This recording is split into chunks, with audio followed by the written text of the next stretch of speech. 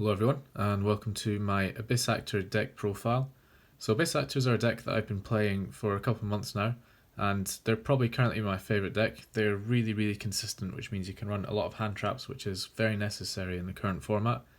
So Abyss Actor is pendulum based, and you can run a going first stun or control variant. However, the one that I'll show you today is a going second build that aims to OTK. So there are 6 2-card OTK combos that you can do in this deck, and quite a few 3-card ones as well, and several 4-cards. So yeah, you can usually OTK quite easily. So this will be part 1 of 3 videos. In the second video I'll go over some of the combos that you can do in the deck, and with part 3 I'll go through some of the tech options that you can add into it. So first I'll just quickly go through the deck profile and not give many explanations for the cards that I run, just for those of you that already know what they do. And then later on in the video I'll go through everything again and just explain some of the ratios that I run and some of the important effects. So to begin with, we run 3 Abyss Actor Superstar, 3 Abyss Actor Mellow Madonna, 3 Abyss Actor Curtain Raiser, 2 Abyss Actor Wild Hope, 1 Abyss Actor Sassy Rookie, 3 Abyss Actor Comic Relief, and 3 Abyss Actor Extras. And that finishes up the Abyss Actor monsters that I run in the deck. Next, for the non-Abyss Actor monsters, we have 3 Fantastical Dragon Phantasme. I've not yet picked up my 3rd copy, but I will soon, so I'm just proxying it at the minute. Then we play the 1 Dino Wrestler Pancratops. And for the hand traps, well, technically Phantasme is a hand trap, however, we play 3 Artifact Lancia, we play 3 Psyframe Gear Gamma and the 1 Psyframe Driver, and lastly we play 3 Effect Veiler. That rounds up the monsters in the deck. Now for the spell cards, we run 2 Abyss Script Rise of the Abyss King, 2 Abyss Script Abyss Tainment, 1 Abyss Script Fantasy Magic, and lastly we run 3 copies of Super Polymerization. And now for the extra deck.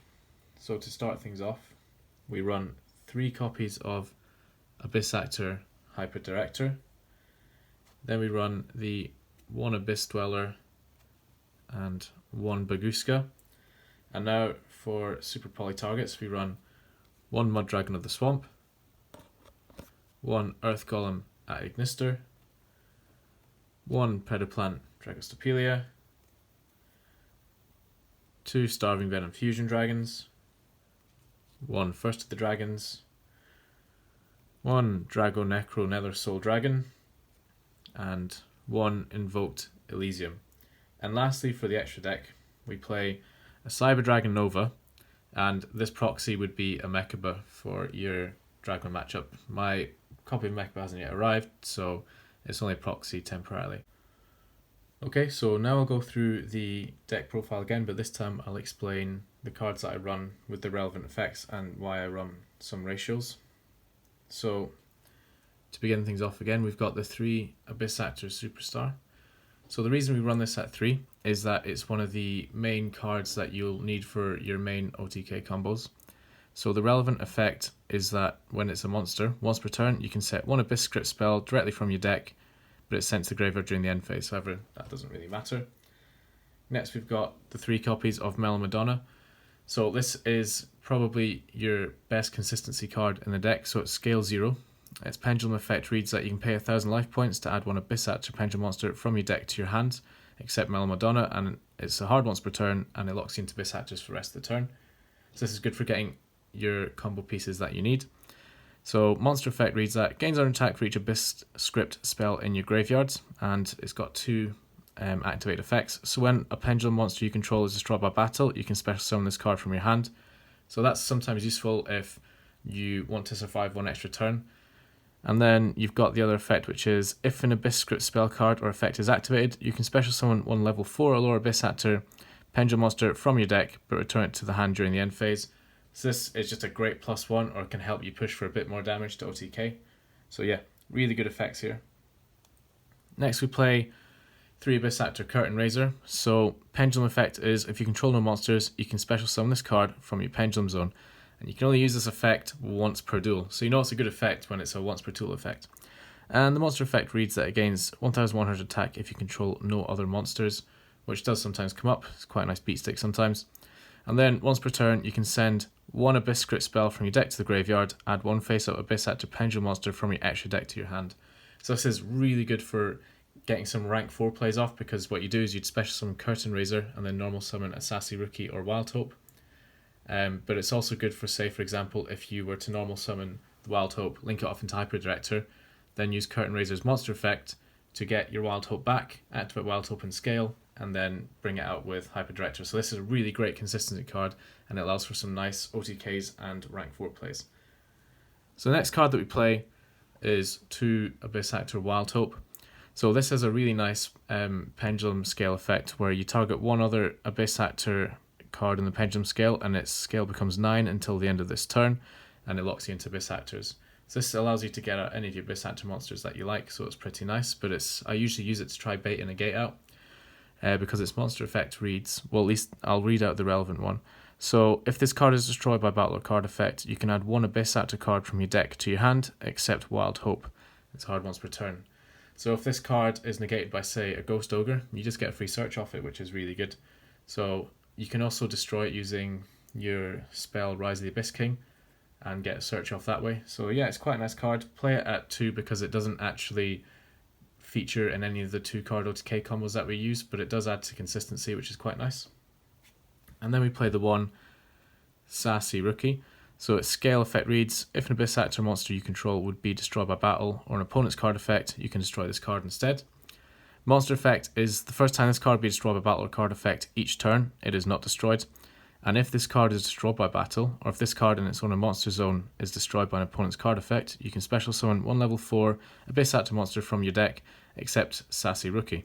And if this card in the Pendulum Zone is destroyed, you can target 1 level 4 lower monster your opponent controls, destroy it. So there's quite a lot to digest there. I play Sassy Rookie at 1 because it doesn't add to any of the OTK combos. It is really nice though for sticking on the board, because your opponent has to destroy it twice, and then when it is destroyed, you get to special summon another monster. So ideally, you'd special summon out Wild Hope, and if your opponent then destroys Wild Hope, you just get a free search. So it's really nice for a little bit of consistency and also helping in kind of the longer grind games that you might be playing. Then we play Abyss Actor Comic Relief. So this card is one of the best cards in the deck. It's one of the main OTK enablers as well. It's just so good. So it's scale 8, which means that it'll allow you to special summon every single card that you run in the main deck. So you can target 1 Abyss Actor Pendulum monster you control and 1 monster your opponent controls, switch control of both monsters, then destroy this card. So it's a creature swap, which is just crazy, and it's a permanent creature swap, so it's really good. If you bait out all of your opponent's negates or Dark Ruler them or something like that, you can steal off them like a Savage Dragon or something like that, and that puts you in a really good position. And you might think that the destruction effect upon resolution is bad, but it isn't, because that makes your Abyss Scripts live if they get destroyed when they go into the graveyard. So the monster effect of Comic Relief reads that you take no battle damage from attacks involving this card, and once per turn during the standby phase, give control of this card to your opponent. However, this is the next effect is the one we run it for. So once per turn, if control of this face-up card changes, activate this effect. The owner of this card can destroy 1 set Abyss Script spell in their spell and trap card zone. So if you were to say normal summon out Comic Relief and scale Comic Relief, you'd use Comic Relief's Pendulum effect to switch control of your monster Comic Relief, and then it can be used to pop one of your set Abyss spells. So the important text to read here is the owner gets to choose which one. So even though you don't currently control the monster, you are still the owner, and that would get so it means you get to choose, and it also means that it still technically counts as your opponent's card effect. So yeah, this is a really good card for destroying any set Abyss-tainment or that sort of thing, which is actually the main line of play in the deck. And then we play 3 Abyss Actor extras. Again, this is the second OTK enabler in the deck. It's so good, you need to play it at 3. So if your opponent controls a monster, you can special summon this card from your Pendulum Zone. It's a hard once per turn, but it's just a free summon really. And then its monster effect is you can tribute this card for cost, place 1 Abyss Actor Pendulum monster from your deck in your Pendulum Zone. And you cannot special summon monsters for the rest of this turn except Abyss Actors. So this can search you literally any Abyss Actor in the deck that you want. So this is really good for just searching out any monsters in the deck that you might need to finish off your combo or that sort of thing. And yeah, it's just crazy. Okay, so next for the non-Abyss Actor monsters. So we have here the 3 Fantastical Dragon Phantasme. So this card is really good because we're going second deck, so we want to draw into as many combo pieces as we can or extra hand traps. And it also protects our Hyper Director and other Abyss Actor monsters from Impermanence and Effect Veiler, which are the 2 main hand traps that hurt this deck. This deck doesn't really get hurt by Ash Blossom. The only effect you can actually Ash in this deck is Melmadona's, so it's quite nice. So yeah, that's why you run Phantasme. Next we have Dino Wrestler Pancratops. So it's a free summon in this going second deck, and this deck does struggle to deal with back row. So Dino Wrestler Pancratops can potentially destroy the back row that your opponent has set before you go into your combos, or even beat over like a Herald of the Arclight, something like that. It just applies such good pressure to your opponent's board that you have to play it. Next we play 3 Artifact Lancia. So I think that I can justify running this in the main deck at the minute. So this affects Dragon Link, and it makes their end board so much weaker because it just shuts down the entire Chaos Engine. It also works on Infernobles because it stops their equip spell from recycling itself, so it also limits their combo.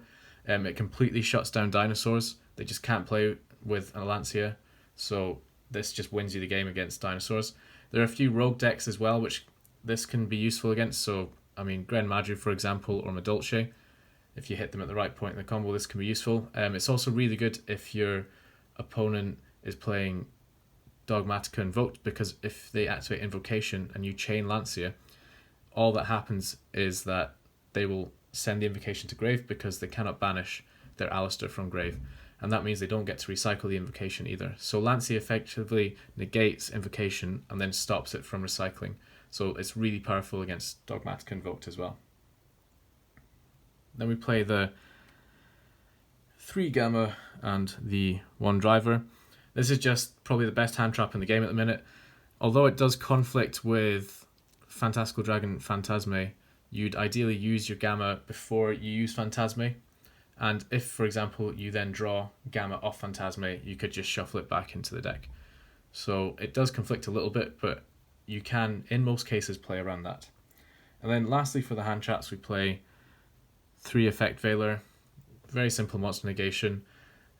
You could replace this with Imperm, but again that would probably conflict with Phantasme, so it just depends on what you prefer to play. So that finishes up the monsters, and as you can see we play a lot of hand traps in this deck because we can, just because in our opening hands we only need 2 Abyss Actors or an Abyss Actor and an Abyss Script to often go full combo. This deck is just crazy consistent, which allows us to run that many hand traps. So next I'll go over the spells again. So we run the best spell in the deck, Abyss Script, Rise of the Abyss King. I'll read this effect out to you. So target face-up cards on the field, up to the number of attack position Abyss Actor monsters with different names that you control, and destroy them. And the best part about this effect is, if you control a level 7 or higher Abyss Actor monster, your opponent cannot activate cards or effects in response to this card's activation. So often your opponent will let you play and get your superstar on field to set this because they're like, well, I could just negate any spell that they activate or anything that they try and do. So they'll save their negations for something like this, and then once they read this card and realize they can't negate it, then their board's broken. So it's really, really good. And its second effect is, if this set card in your control is destroyed by opponent's card effect and you have a face-up Abyss Actor Pendulum monster in your extra deck, you can add up to 2 Abyss Actor cards and or Abyss Scripts spells with different names from your deck to your hand. So that's just a nice plus as well, but it's the first effect that you mainly run it for. And now we have the complete opposite, which is Abyss Script, Abyss Tainment. So you run this card for its second effect, and this is the main card that is involved in almost all of your OTK combos. So I'll read the first effect out because it does sometimes come up. So you contribute 1 Abyss Actor monster, then target 1 Abyss Script spell in your graveyard, set it to your field. And you can use this twice per turn. So this is good for recycling, say, Rise of the Abyss King, that sort of thing. And the main effect is, if this card in its owner's control is destroyed by an opponent's card effect and you have a face-up Abyss Actor Pendulum monster in your extra deck, you can special summon any number of Abyss Actor Pendulum monsters from your deck. So if you've got an empty board and your opponent destroys this with a Harpy's Feather Duster, a Twin Twisters, or just something else, you get to special summon potentially up to 5 monsters from your deck, which is just crazy. So the combo you want to do is use Comic Relief's monster effect to pop this, and then you can push for game from there. So you can special summon 3 superstars, a Wild Hope, and yeah, it's just crazy. It's just so good.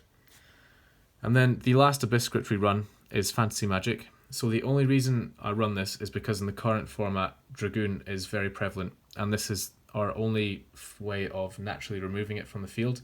However, we are quite lucky in that it's searchable, so we actually have a searchable out to difficult boss monsters. So its effect reads, you can target one Abyss Actor monster you control. This turn, every monster that it battles, but is not destroyed, returns to the hand at the end of the damage step.